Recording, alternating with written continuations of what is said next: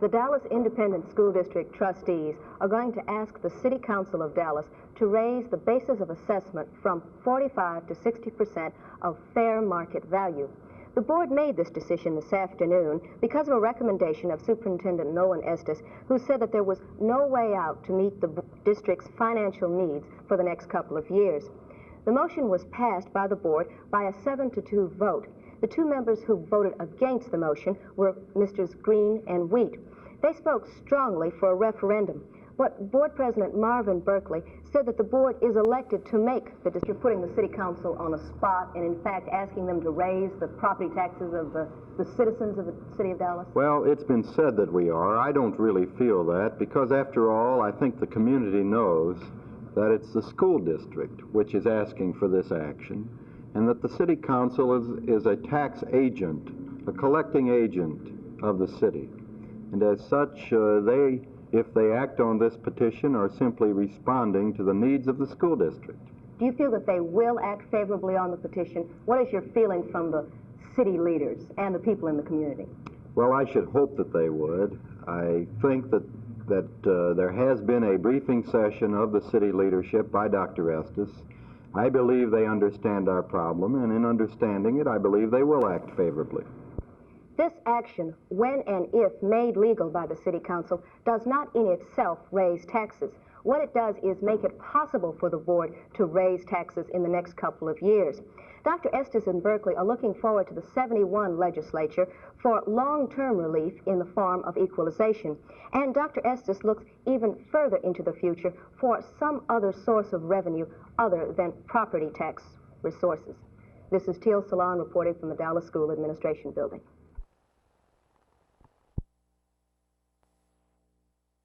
This supermarket is the scene today of picket lines set up by forces led by Cesar Chavez of Delano, California.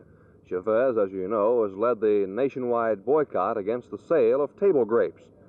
The United Farm Workers, which has gained support from the AFL-CIO, takes credit for the 33% decrease in the nationwide sale of table grapes. Chavez is the director of the United Farm Workers Organizing Committee. At a news conference earlier today, Chavez explained his committee's goals and what they've accomplished so far.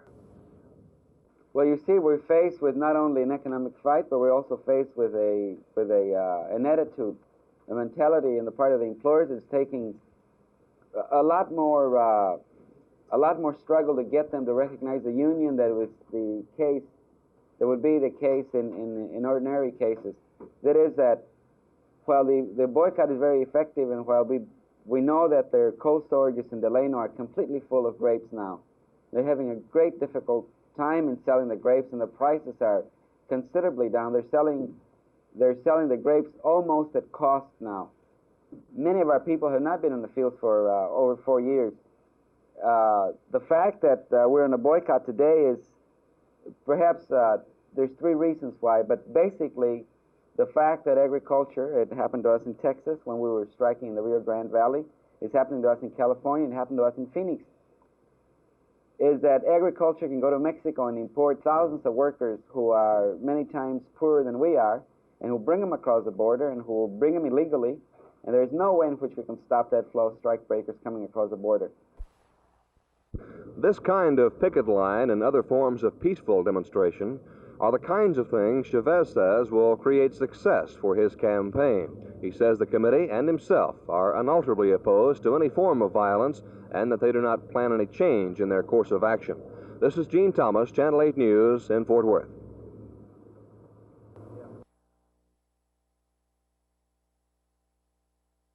The program, originally was set up where we would try to teach people how to have a permanent life, a gainful occupation, how to get a real good job, and how to do something.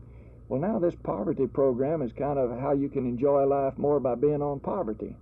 I believe this, that any board that's going to do an effective job has to do this job with as much independence as can possibly be granted to a board.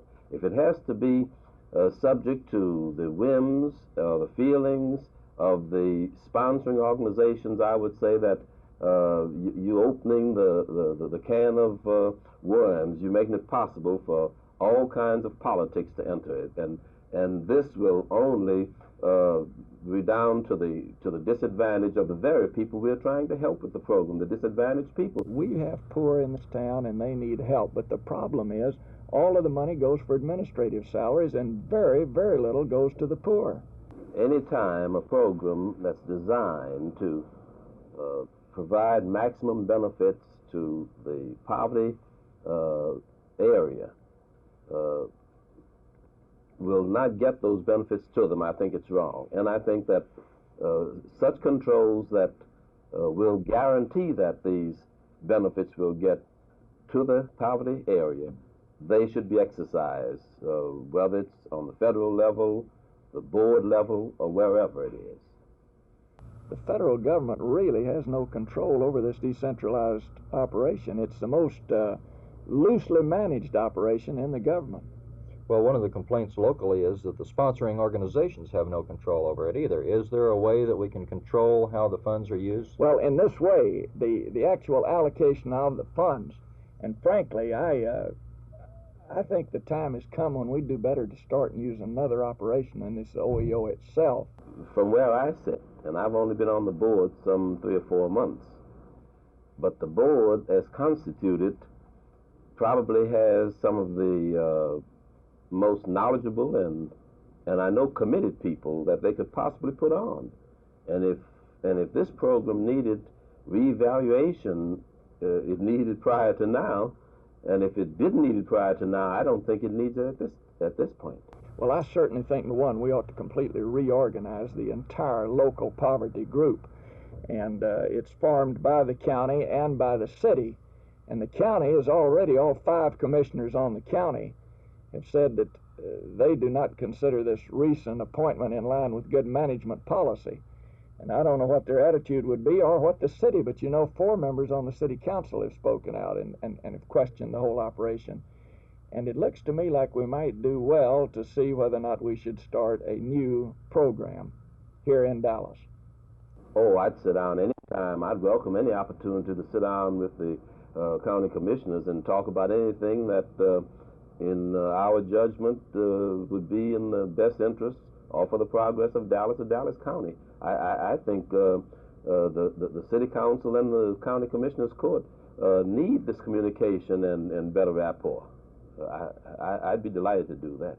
Do you feel that the War on Poverty program in this county has accomplished what it set out to accomplish, or is accomplishing it? I think they're trying very hard to accomplish exactly what the program was intended to accomplish.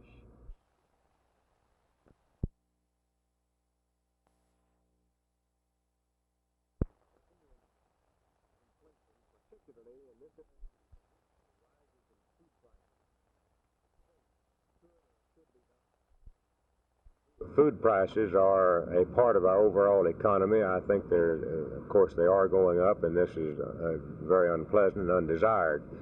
But this is a part of our overall economic situation that I think is continuing to deteriorate. In fact, I think that we must take more firm action than has been taken. I think the president should now call in the leaders of labor and of business in the basic industries and ask for their cooperation in holding the line, and if that cannot be assured or does not occur within the next short few weeks, I think we're at the stage where he has no alternative but to bring into being price and wage control. As undesirable as this is, this at least holds where we are, and it does not let our dollar deteriorate further. Price and wage controls can be taken off, but inflation cannot be taken off by any act of anyone. And so I think that this is the most critical matter that we have before us other than the Vietnam War at this time, and more action must be taken, and the President of the United States must take the responsibility of bringing about stability at whatever method he can find to bring it about in.